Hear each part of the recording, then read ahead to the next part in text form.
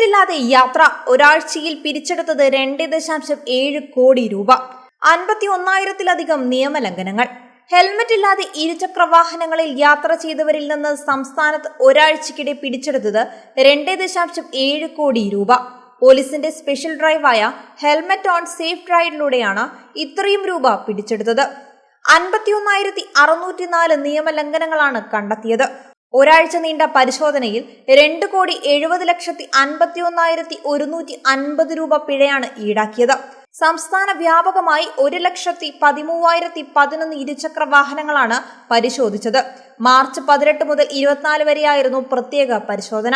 അപകട മരണങ്ങൾ വർദ്ധിക്കുന്ന സാഹചര്യത്തിലാണ് നടപടി. വരും ദിവസങ്ങളിലും ഹൈവേ പെട്രോളിംഗ് വിഭാഗം പരിശോധന തുടരും. ആവർത്തിക്കുന്നവർക്കെതിരെ കർശന നടപടിയാവും സ്വീകരിക്കുക.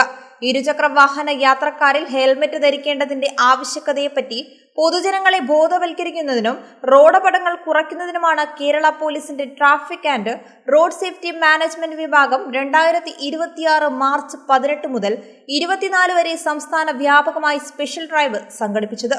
Traffic and road safety management IG-യുടെ നിർദ്ദേശപ്രകാരം ട്രാഫിക് സോണൽ SP-മാരുടെ മേൽനോട്ടത്തിൽ ജില്ലാ ട്രാഫിക് നോഡൽ ഓഫീസർമാരുമായി സഹകരിച്ചാണ് പരിശോധനകൾ നടത്തിയത്. പൊതുജനങ്ങൾ ഇത്തരം ഗതാഗത നിയമലംഘനം ശ്രദ്ധിച്ചാൽ 97 47 00 10 99 എന്ന ശുഭയാത്ര വാട്സ്ആപ്പ് നമ്പറിൽ traffic and road safety management വിഭാഗത്തെ അറിയിക്കേണ്ടതാണ്.